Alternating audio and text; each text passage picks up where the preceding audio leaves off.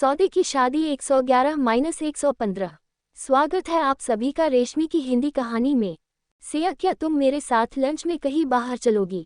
वरुण सोफे पर सिया के बगल में बैठते हुए बोला।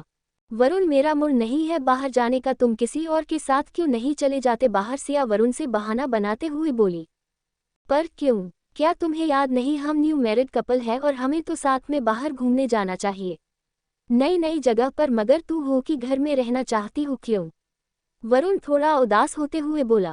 वरुण, तुम कुछ ज्यादा सोच रहे हो, ऐसा कुछ नहीं है, वो बस सुबह जो कुछ भी हुआ उसके बाद मेरा मूड थोड़ा अपसेट हो गया है। और कुछ भी नहीं, तुम इतना क्यों सोच रहे हो? और हमारे पास तो काफी समय भी है अपनी शादी को सेलिब्रेट करने के लिए, साथ ही एंजॉय करने के लिए, तुम इतना क्यों परेशान हो रहे हो? सिया वरुण की आंखों में देखकर बोली।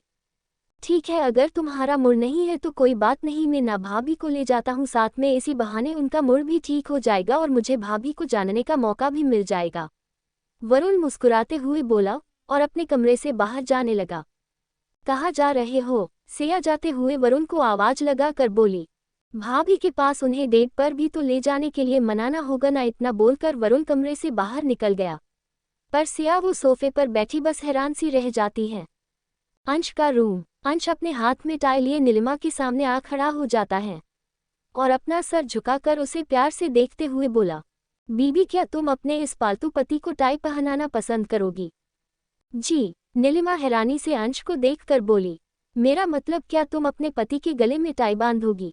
अंश वापस से बोला। हमें नहीं आती टाई बांधना, नीलिमा अंश से नजरें फेरते हुए बोली। बीबी, तुम बस मेरे गले में डाल दो, मैं खुद ही आगे का काम कर लूंगा। अंश काफी ज्यादा मासूम सा फेस बनाकर बोला। हमें आपसे बात नहीं करनी है, नीलिमा नजरें फेरते हुए बोली। ठीक है, बात मत करो, बस अपने पति के गले में ये पट्टा डाल दो ताकि तुम्हारा ये पति सिर्फ और सिर्फ तुम्हारा ही रहे। अंश नीलिमा के आगे आकर बोला। आप खुद कर लीजिए, हमें परेशान करना बंद कीजिए, नीलिमा आंखें चढ़ाते हुए बोली। बीबी, क्या तुम अपने पति की इतनी सी हेल्प भी नहीं कर सकती? सो रूढ़ा, अंश उदास होते हुए बोला। इतना ड्रामा करना बंद कीजिए अंश जी, नीलिमा अपने मन में बोली और अंश के हाथ से टाई लेकर उसके झुके हुए गले में डाल उसे अच्छे से सेट कर देती है। अंश बस प्यार से नीलिमा को देख रहा होता है तो नीलिमा बिना किसी भाव के ही अंश को टाई पहनाकर उससे दूर हो जाती है। बीबी, अगर तुम फ्री हो तो क्या हम लंच साथ में करें आज? अंश काफी उम्मीद लिए बोला। नहीं, हमारे पास टाइम नहीं है, हम आज दादी माँ के साथ रहने वाले हैं। माँ ने कहा आज से वो ऑफिस जाने वाली है और दादी माँ को अकेले रहना अच्छा नहीं लगता, इसलिए हम दादी माँ के साथ रहेंगे, नीलिमा साफ बहाना बनाते हुए बोली। बीबी, दादी माँ साथ देने के लिए तो दादू है ना, तो तुम मेरा साथ। डॉक्टर, आज हम बाहर चलते हैं कहीं अच्छी सी जगह पर और बढ़िया सा खाना खाते हैं। अंश वापस से मुस्कुराते हुए ही बोला। हमें आपके साथ कहीं पर भी नहीं जाना है, न ही आपसे बात करनी है। अगर हमें कहीं जाना ही होगा या किसी और के साथ जाना होगा तो हम सिया के साथ चले जाएंगे। सिया तो कहीं नहीं जा रही भाभी, चलिए आप मेरे साथ बाहर चलिए। नीलिमा की बात अभी पूरी भी नहीं हुई थी कि बाहर से वरुण कमरे के अंदर आते हुए बोला। वरुण की बात सुनकर और उसे वहां पर देखकर अंश उसे अजीब तरह से देखने लगता है, जैसे बोलना चाह रहा हो, ये क्या है मेरे छोटे से प्यारे भाई, यहाँ पर मैं अपनी बीबी को मनाने की कब से कोशिश कर रहा हूँ और तू यहाँ पर आकर मेरी सारी कोशिश को बर्बाद कर रहा है। ऐसा मत कर मेरे भाई, अंश मन ही मन खुद से बोला।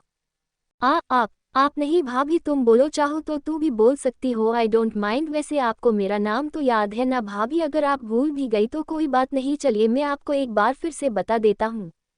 मैं वरुण, आपका प्यारा सा छोटा सा एक अकेला देवर, में बड़े पापा के छोटे भाई का बेटा हूँ और मेरे मोम डैड पूरी तरह से विदेश में सेट है और मैं भी वहीं पर पढ़ा लिखा बड़ा हुआ और मैं इंडिया काफ़ी कमाया और रहा।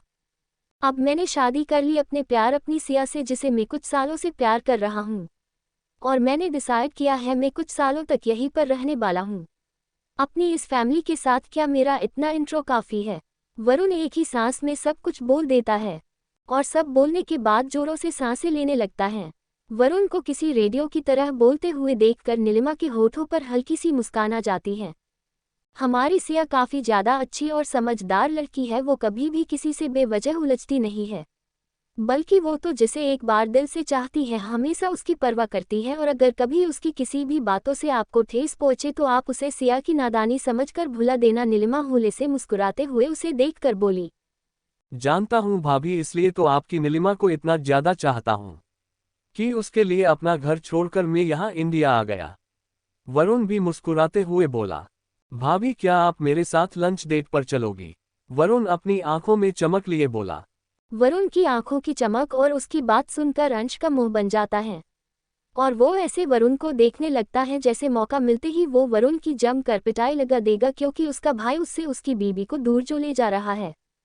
वरुण भैया, आपको नहीं लगता ये बात आपको अपनी पत्नी से बोलनी चाहिए और उसे लंच पर ले जाना चाहिए? नीलिमा उसे देखकर बोली।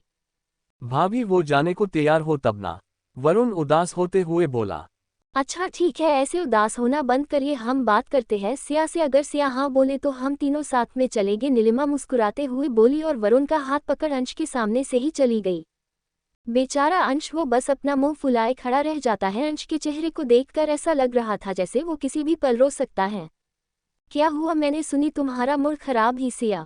नीलिमा सिया के कमरे में आते हुए ही बोली। तुझे किसने कहा मेरा मूड खराब है? सिया नीलिमा को अपने कमरे में देखकर खुश होते हुए बोली। किसी ने नहीं, अगर तुम्हारा मूड ठीक है तो चलो ना, हम कहीं बाहर चलते हैं।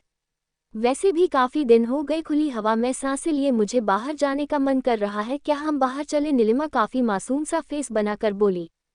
ठीक है चलो हम बाहर चलते, क्या हम किसी जू में चले या फिर वाटर पार्क या शॉपिंग में या फिर किसी पिकनिक में चले? सिया काफी सारी जगह के बारे में सोचते हुए बोली। तुम जहां पर बोलो हम वहीं चलेंगे, मगर हमें एक ड्राइवर की जरूरत पड़ सकती है। तो क्या हम वरुण भैया को साथ ले चले? नीलिमा कुछ सोचने का नाटक करते हुए बोली। ठीक है, वैसे भी शॉपिंग बैग्स उठाने के लिए कोई तो चाहिए ही, तो ये वरुण ही सही में अभी तैयार होकर आई, तब तक तू ना जाकर पूछ ले दादी से वो हमें जाने देगी या नहीं? सिया बोली। अच्छा ठीक है, इतना बोल नीलिमा कमरे से बाहर निकलती है और बाहर खड़े वरुण को देख थम जब का इशारा कर वहां से चली जाती है। दूसरी तरफ पुलिस चौकी में मोम मोम मुझे यहाँ से निकालो, मोम मुझे यहाँ पर नहीं रहना है, मैं यहाँ पर अब और नहीं रह सकती हूँ, मेरा दम घुट रहा है, इस जगह पर मैं नहीं रह सकती, यहाँ पर कुछ करो ना मोम, मुझे यहाँ से बाहर निकालिए। निया अपनी मोम को देखकर रोते हुए उनसे बोली। मैंने कही थी निया तुम्हें मेरी बात मान लो बेटा, मगर तुमने मेरी बात नहीं मानी और अपने मन की करी। अगर तुम मेरी बात मानकर उसी समय अपने घर लौट आती तो तुम्हारे साथ ऐसा कुछ भी नहीं होता। मैं और तुम्हारे डेट गए थे उन लोगों के पास, मगर उन लोगों ने हमें बेइज्जत कर उस घर से बाहर निकाल दिया। कोई भी हमारी मदद नहीं कर रहा है, यहाँ तक सारे बिजनेस पार्टनर अपनी सारी डील कैंसिल कर रहे हैं। कंपनी के सारे शेयर अचानक से गिरने लगे हैं और यही सब चलता रहा तो जल्दी ही हम दिवालिया हो जाएंगे। ऊपर से तुम्हारा जेल में होना समझ ही नहीं आ रहा कैसे तुम्हें बाहर निकाले, मिसेस कपूर जोरों से रोते हुए बोली। मोम मैं यहाँ पर नहीं रह सकती, निया जोरों से रोते हुए बोली। एक ही रात में उसकी सारी खूबसूरती कहीं गायब सी हो गई थी। उसका सुंदर सा चेहरा अब फीका पड़ चुका था और वो काफी गंदी नजर आ रही थी। तुम फिक्र मत करो निया, मैं तुम्हें यहाँ से कैसे भी करके बाहर निकाल ही लूंगी, उसके लिए मुझे जो करना पड़े करूँगी, पर मैं तुम्हें ऐसे यहाँ पर रहने नहीं दूंगी, तुम फिक्र मत करो। अपनी मोम की बात सुनकर निया रोने लगती है। चलो चलो, मिलने का समय खत्म हुआ, अब आप यहाँ से जा सकती हैं, एक लेडी कांस्टेबल वहां पर आकर बोली। अंश का ऑफिस। अंश अपने ऑफिस आ चुका था। अंश के सामने टेबल पर काफी सारी फाइलों की लंबी लाइन लगी हुई थी। वो काफी दिनों से ऑफिस नहीं आया था, जिस वजह से उसका काम काफी ज्यादा बढ़ चुका था। पर अंश का मन काम में लग नहीं रहा था। उसे तो बस नीलिमा की याद आ रही थी और समझ नहीं आ रहा था वो कैसे नीलिमा को मनाए, उसे कोई भी रास्ता नजर ही नहीं आ रहा था। ऊपर से उस अपने ही भाई से जलन हो रही थी, क्योंकि वरुण नीलिमा को अपने साथ जो ले गया था और वो बस देखते ही रह गया। अंश अभी ये सारी बातों को सोचकर दुखी हो ही रहा था, उतने में ही उसके केबिन का डोर एक तेज आवाज के साथ खुलता है और बाहर से एक औरत काफी गुस्से में केबिन के अंदर आती है। अंश इस तरह केबिन खुलने से गुस्से में आ जाता है और गुस्से भरी नजरों से ही डोर की तरफ देखने लगता है, मगर जैसे ही वो सामने देखता है उसका पारा और भी ज्यादा चढ़ जाता है। अंश सिंघानिया सामने खड़ी औरत काफी गुस्से में जोर से चिल्लाई। अपने सामने खड़ी औरत जो कोई और नहीं मिसेस कपूर होती है, उन्हें अपने सामने देखकर अंश की बोहे चढ़ जाती और वो कुछ बोल पाता उससे पहले ही मिसेस कपूर अंश की तरफ गुस्से में बढ़ती है। अंश सिंघानिया, मैं तुम्हें छोड़ूंगी नहीं, सब कुछ तुम्हारे कारण ही हुआ है। अगर तुम नहीं होते तो मेरी बेटी जेल में नहीं जाती, अगर तुम नहीं होते तो उसके सर पर तुम्हें पाने का पागलपन सवार नहीं होता। जो किया तुमने किया, मेरी बेटी को जेल में भेजकर तुम ऐसे आराम से कैसे रह सकते हो? तुम्हें इसकी कीमत चुकानी होगी, तुम्हें भी जेल जाना होगा, तुम मेरी बेटी के साथ इतना बुरा नहीं कर सकते हो। नेहा की मां अंश की कॉलर पकड़ उसे काफी बुरी तरह से झकझोरते हुए ही बोली। अपनी हद में रहिए मिसेस कपूर। अंश उनके दोनों हाथों को जोर से झटक कर काफी गुस्से में चिल्लाया। अंश इतनी जोर से चिल्लाता है कि मिसेस कपूर एक पल के लिए डर है जाती हैं। और अंश का असिस्टेंट जो भागते हुए ऊपर आ रहा था वो अपने बॉस की गुस्से में भरी आवाज को सुनकर अपनी जगह पर ही जम सा जाता है। हद में अपनी हद भूल रही हूं या तुम अपनी हद भूल चुके हो? मुझे हद में रहने का बोलने से पहले तुम देखो तुम किस तरह से अपनी हद पार कर रहे हो। तुम लोगों ने मेरी बेटी को एक मामूली से जुर्म के लिए जेल में डाल दिया और अपनी पावर का गलत इस्तेमाल कर उसे जेल में रहने के लिए मजबूर कर रहे हो और मुझे बोल रहे हो मैं अपनी हद पार कर रही हूँ। मुझे मेरी बेटी जेल के बाहर चाहिए। सुना तुमने? मुझे मेरी बेटी जेल के बाहर चाहिए। और जब तक तुम मेरी बेटी को बाहर नहीं निकालते तब तक मैं यहाँ से कहीं भी नहीं जाने वाली। मैं सबको बता दूंगी तुम और तुम्हारी पूरी फैमिली कितनी बड़ी चालबाज है। तुम लोगों ने अपना पावर का गलत इस्तेमाल कर मेरी बेटी को जेल भेज दिया और अब उसकी जमानत भी नहीं होने दी रहे हो। मिसेस कपूर काफी जोरों से गुस्से में चिल्लाई। जो करना है आपको कर सकती हो मगर मेरे ऑफिस से बाहर जाकर करिए। इस तरह से मेरे ऑफिस में तमाशा करना बंद करिए वरना मैं अभी पुलिस को कॉल कर यहाँ बुला लूंगा और गार्ड को बुलाकर आपको बाहर फिकवा दूंगा। मुझे ये सब करने में जरा सा भी समय नहीं लगेगा। अंश काफी गुस्से में चिल्लाया। तुम कुछ नहीं कर सकते हो अंश। सुना तुमने? तुम कुछ भी नहीं कर सकते हो। साफ साफ बताओ तुम मेरी बेटी की जेल से बाहर निकालोगे या नहीं? अगर तुमने मेरी नेहा को बाहर नहीं निकाला तो मैं अपनी जान यहीं पर दे दूंगी और अपनी मौत का सारा इल्जाम तुम पर ही लगा दूंगी। मिसेस कपूर अपने साथ छुपाकर लाया चाकू निकालकर अपनी हथेली पर रखकर बोली। आपको जो करना है कर सकती हो और अगर आपको मरने का इतना ही शौक है तो बाहर जाकर मरिए, मेरे ऑफिस में नहीं। अंश बाहर की तरफ इशारा कर बोला। तुम मेरी बेटी को जब तक बाहर नहीं निकालोगे तब तक मैं यहाँ से कहीं भी नहीं जाने वाली और अगर फिर भी तुमने नेहा को जेल से नहीं निकाला तो मैं यहीं पर मर जाऊंगी और अपनी मौत का सारा इल्जाम तुम पर और तुम्हारे घर वालों पर डालूंगी। मैं मीडिया में ये बातें फैला दूंगी तुमने और तुम्हारे घर वालों ने मिलकर मेरी बेटी को जेल में डाला है। मिसेस कपूर किसी पागल की तरह जोरों से चिल्लाते हुए बोली। पर अंश वो अभी भी अपनी जगह पर ऐसे खड़ा था जैसे उसे उसके सामने खड़ी औरत की किसी भी बातों से कोई फर्क पड़ता ही ना हो। अंश को कुछ ना बोलते देखकर मिसेस कपूर को इतना ज्यादा गुस्सा आता है कि वो अपने हाथ में रखा चाकू से अपनी नस काट लेती है। नीलू यार ये ड्रेस कितनी प्यारी लग रही है ना। इस ड्रेस को देखकर ऐसा लग रहा है जैसे ये सिर्फ और सिर्फ मेरे लिए ही बनी है। सिया अपने हाथ में एक बेहद ही सुंदर सी ड्रेस पकड़े उसे देखते हुए बोली। वो ड्रेस लाइट पिंक कलर की थी और उस पर डायमंड का काम किया गया था। वो देखने में सच में काफी सुंदर लग रही थी और सिया ने एकदम सही बोली थी। वो ड्रेस उसकी बॉडी पर एकदम परफेक्ट ही आती है। सिया को इस तरह से इतना ज्यादा खुश होते हुए देखकर नीलिमा के होठों पर भी ना चाहते हुए भी प्यारी सी मुस्कान आ जाती है। जो नेचुरल थी नीलिमा को खुद है नहीं पता था वो कब ऐसे खुलकर हंसी थी और कब ऐसे खुलकर अपनी जिंदगी जी थी। जब सिया भी नीलिमा को इस तरह से खुश देखती है तो उसे दिल से खुशी होती है।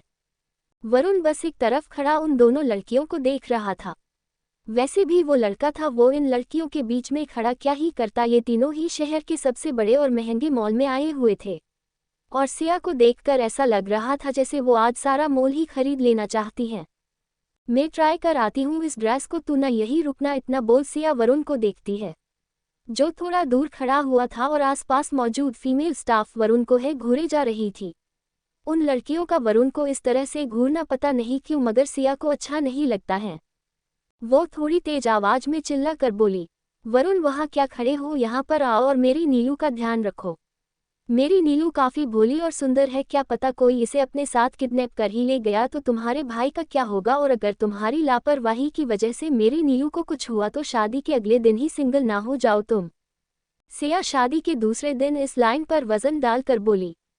सिया की बात सुनकर वरुण को घूर रही लड़कियों का चेहरा लटक जाता है तो वरुण जल्दी से नीलिमा के पास आकर उसका एक हाथ अपने एक हाथ में पकड़ लेता है, बिल्कुल वैसे जैसे जब छोटे बच्चे सड़क पर चलते समय एक दूसरे का हाथ पकड़ कर चलते हैं। वरुण की हरकत पर सिया के होठों पर न चाहते हुए भी मुस्कान आ ही जाती है और वो ड्रेस चेंज करने चली जाती है। क्या हुआ भैया, आप इतना क्यों डर गए? नीलिमा वरुण के डर से भरे चेहरे को देखकर बोली। अब डरो नहीं तो क्या करो भाभी, देखा नहीं आपने किस तरह से धमकी दी है। इस लड़की ने मुझे जैसे ये मुझसे प्यार है नहीं करती है और एक मौके की तलाश में हो कि कब मुझे छोड़कर चली जाए। वैसे ही 3 साल इंतजार करवाई है इस लड़की ने मुझे और अब शादी के बाद फिर से नखरे दिखा रही है। वरुण थोड़ा मायूस होते हुए बोला। वरुण भैया इस तरह से मायूस होना बंद कीजिए, सिया आपको छोड़कर कहीं भी नहीं जाएगी, इसकी गारंटी हम लेते हैं। हम सिया को काफी सालों से जानते हैं, वो कभी भी कुछ भी ऐसा नहीं करेगी जिससे आपका दिल दुखे। तो दुखी होना बंद करिए और चलिए हम आपके लिए कुछ कपड़े देखते हैं। जो हुक्म मेरी प्यारी सी भाभी, आप ना सच में काफी प्यारी हो, वरुण मुकुराते हुए बोला। आप भी प्यारे हो, नीलिमा बोली और वो दोनों जैसे ही जाने के लिए मुड़ते हैं तभी दोनों की नज़र सिया पर पड़ती है। सिया को देखते हो दोनों के मुंह से बस इतना ही निकलता है, वाओ सो ब्यूटीफुल। उन दोनों की बात सुनकर सिया शर्मा जाती है। वरुण तो आंखें फाड़े ही बस सिया को देख रहा था, जिसमें वो बेहद सेक्सी और हॉट लग रही थी। उस ड्रेस में शोल्डर नहीं थे, वो बिना शोल्डर वाली ड्रेस थी जिस पर सिया के अट्रैक्टिव कफ काफी उभर कर नजर आ रहे थे। और उसकी सुंदर गोरी लंबी डांड भी नजर आ रही थी क्योंकि ड्रेस में साइड से एक कट जो लगा था। उस ड्रेस में सिया को देखकर वरुण की आंखें तो खुली की खुली ही रह गई थी और वो पलके झपकाना ही भूल चुका था। भैया, वरुण भैया क्या हुआ आपको? नीलिमा उसके सामने अपना एक हाथ हिलाते हुए बोली। कुछ नहीं भाभी, इतना बोल वो अपने होश में आता है। अंश का ऑफिस। जैसे ही निया की मोम अपने कलाई पर रखे चाकू से नस काटने को होती है, ठीक वैसे ही कमरे का डोर खुलता है और बाहर से काफी सारे गार्ड अंदर आ जाते हैं। और अंदर आते ही वो मिसेस कपूर को पकड़ लेते हैं, जिस वजह से उनके हाथ में पका चाकू नीचे गिर जाता है। छोड़ो छोड़ो मुझे, छोड़ो, तुम लोग इस तरह से मुझे पकड़ नहीं सकते हो। छोड़ो मुझे, आज मैं इस बेशर्म बेहुदा अंश की जान ले लूंगी। छोड़ूंगी नहीं, मैं इसे जान से मार दूंगी। मिसेस कपूर खुद को गार्ड की पकड़ से आजाद कराने की कोशिश करते हुए बोली। बॉस क्या करना है, क्या हम इसे पुलिस के हवाले कर दे? असिस्टेंट अंदर आकर अंश को देखकर बोला। अंश असिस्टेंट को देखता है, फिर मिसेस कपूर को, जिनकी मानसिक स्थिति कुछ ठीक नहीं लग रही थी। ये शायद अपनी बेटी की वजह से हो, ये सोचकर अंश कुछ सोचता है और कुछ देर सोचने के बाद वो बेहद ही रूखे ढंग में बोला। इन्हें यहाँ से ले जाकर बाहर सड़क पर फेंक दो और याद रहे आगे से ये औरत मुझे बिल्डिंग के आसपास भी नजर नहीं आनी चाहिए। अंश की गुस्से से भरी आवाज को सुनकर गार्ड मिसेस कपूर को खींचते हुए अपने साथ ले जाते हैं, मगर इन सब में भी निया की मोम काफी ड्रामा करती है। नीलिमा, इस ड्रेस को ट्राई कर, ये तुझ पर काफी अच्छी लगेगी। सिया नीलिमा को एक सुंदर सी ड्रेस देते हुए बोली। नहीं, हमें कोई ड्रेस नहीं चाहिए, वैसे भी माँ ने हमारे कमरे की सारी अलमारी कपड़ों से भर कर रखी है, जिनमें से कितने ही कपड़ों को हमने देखे तक नहीं है। हमें कुछ और नहीं लेना है, नीलिमा मना करते हुए बोली। देख नीलू, ये ना तू अपनी सासू माँ से बोलना, उन्होंने क्यों तेरी अलमारी कपड़ों से भरी, कपड़ों की जगह कुछ अक्ल से भरी होती तो मुझे तेरी इतनी फिक्र नहीं करनी होती। खैर जाने दे सारी बातों को, पर जाओ और ड्रेस को ट्राई करके आ, मैं तुझे इस ड्रेस में देखना चाहती हूँ। सिया जबरदस्ती उसके हाथ में उस ड्रेस को रख कर बोली। नहीं, हम ये ड्रेस ट्राई नहीं करने वाले हैं, प्लीज सिया बात को समझो ना, नीलिमा मासूम सा फेस बनाकर बोली। क्या है तेरा, ये नहीं लेना वो नहीं लेना, क्या तू पैसे बचाने की कोशिश कर रही है? सिया अपना अजीब सा मुंह बनाकर बोली। नहीं, हम पैसे नहीं बचा रहे हैं, मगर वगर कुछ नहीं, तू एक अमीर इंसान की बीवी है और तुझे इस बात का फायदा उठाना चाहिए और अपने पति के पैसे खर्च करने चाहिए। और अगर तू अपने पति के पैसे खर्च नहीं करना चाहती तो तेरी ये दोस्त है ना तेरे पास, तू मेरे पैसे खर्च कर सकती है। वैसे भी हम दोनों में कुछ भी तेरा मेरा नहीं है और मेरे अकाउंट में इतने पैसे ही कि हम दोनों हर दिन शॉपिंग करें तो फिर भी पैसे कम ना पड़े। सिया नीलिमा की बात बीच में ही काट कर इतराते हुए बोली। मुझे पता है राजकुमारी, तुम हीरे का बना चम्मच लेकर पैदा हुई थी, मगर मैं तो स्टील का चम्मच लेकर भी पैदा नहीं हुई, इसलिए मुझे इन सब की ज़्यादा आदत नहीं है। इसलिए तुम अपने पैसे मेरे छोटू से बेबी के लिए बचा कर रखो और हो सके तो मुझे जल्दी से बड़ी माँ या फिर मासी, जो तुम्हारा मन करे वो बना देना। नीलिमा भी मुस्कुराते हुए बोली। नीलिमा की बात सुनकर वरुण शर्माने लगता है, मगर सिया के होठों की मुस्कान अचानक से कहीं गायब सी हो जाती है। मगर जब वो इतने दिनों बाद नीलिमा को इस तरह से खुद और खुलकर हंसते मुस्कुराते हुए देखती है तो उसका दिल खुशी से भर उठता है और वो वापस से मुस्कुराने लगती है। एक काम करो, तुम्हें जो पसंद आए तुम उसे ले सकती हो, हम जानते हैं तुम हमारा साइज अच्छी तरह से जानती हो, नीलिमा प्यार से बोली और कुछ सोचने लगती है। क्या हुआ भाभी, अब आप ऐसे क्या सोचने लगी जो सोच में गुम ही हो गई? वरुण, धीरे से नीलिमा के पास आकर उसके कंधे पर अपना एक हाथ रखकर बोला, कुछ नहीं भैया, बस हम ये सोच रहे थे जब हम यहाँ पर आए हैं तो क्यों ना हम माँ के लिए कुछ अच्छा सा खरीद ले, पर क्या हमें समझ नहीं आ रहा है। माँ तो आज भी इतनी ज्यादा जवाब और सुंदर दिखती है, उन्हें देखकर कौन ही बोलेगा वो करीब 50 साल के आसपास हो चुकी हैं। वो तो आज भी किसी 18 साल की लड़की की तरह सुंदर दिखती हैं। तो खरीदे हम उनके लिए, हमें कुछ समझ ही नहीं आ रहा है। और उससे भी बड़ी बात, अगर हम कुछ खरीद भी लेते हैं तो क्या माँ को हमारी पसंद अच्छी लगेगी। नीलिमा थोड़ी हैरान परेशान दोनों होते हुए बोली, इतनी सी बात के लिए आप इतना ज्यादा परेशान हो रही हो? मैं सजेस्ट करता हूँ आपको क्या लेना चाहिए, वरुण कुछ सोचते हुए बोला। अच्छा, तो तुम्हें सब पता है तुम्हारी बड़ी मोम को क्या पसंद है और क्या नहीं, जैसे तुम उन्हें बहुत अच्छी तरह से जानते हो। सिया अपना मुंह बनाते हुए बोली, मैडम वो मेरी बड़ी माँ है और मैं अपनी बड़ी माँ को अच्छी तरह से जानता हूँ।